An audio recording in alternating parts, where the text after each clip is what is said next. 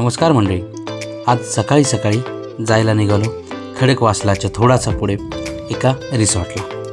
तर म्हटलं एक व्हिडिओ होऊन जाऊ दे. डायरीमधून गावातील छोट्याशा रस्त्याने मार्ग काढत पोहोचलो सिंहगड रोडला आणि मग निघालो फुल स्पीडमध्ये. अचानक खडकवासला डॅम दिसला. मोबाईल काढून व्हिडिओ चालू करता करता तो संपलासुद्धा. मग बसलो रोडचा व्हिडिओ करत. गाडी तशी सुसाटच होती.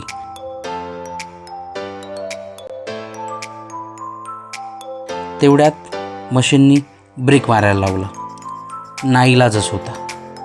मग पोहोचलो घाटाच्या टोकाला, डोंगराच्या माथ्यावर रिसॉर्टच्या एंट्रीपाशी. चटदिशी गाडी पार्क करून घेतली. रिसॉर्टची एंट्री तशी पुरेशी मोकळी जागा आणि पार्किंगची व्यवस्था तिथे मुबलक होती. रिसॉर्ट रिसेप्शनकडे जाताना सुरुवातीलाच लेफ्ट साईडला व्हॉलीबॉल कोर्ट, क्रिकेटचं ग्राउंड होतं.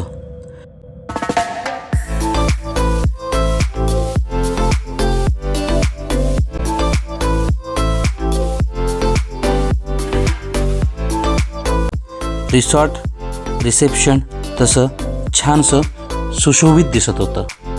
पर्यटकांना आकर्षित करण्यासाठी छानपैकी नक्षीकाम आणि सजावट केलेली दिसत होती.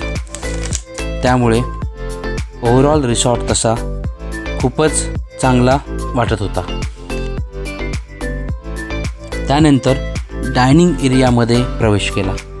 डायनिंग एरिया तसा प्रशस्त होता. मग मी नाश्त्याला सकाळी मिसळ अंडाबुर्जी खाऊन दुपारी जेवताना पनीरबरोबर चिकन टेस्ट केलं. डायनिंगमधून निसर्गरम्य नजारा जेवणाची चव आणखीनच वाढवत होतं. शेजारीच लहान मुलांसाठी चिल्ड्रन्स प्ले एरिया होता, पण त्याला अवॉइड करून मी निघालो पुढे. वाईल्डनेसचा लोगो आकर्षक वाटत होता. पलीकडे टुरिस्टसाठीचे रूम्स होत्या. ओव्हरऑल स्ट्रक्चर चांगलं दिसत होतं.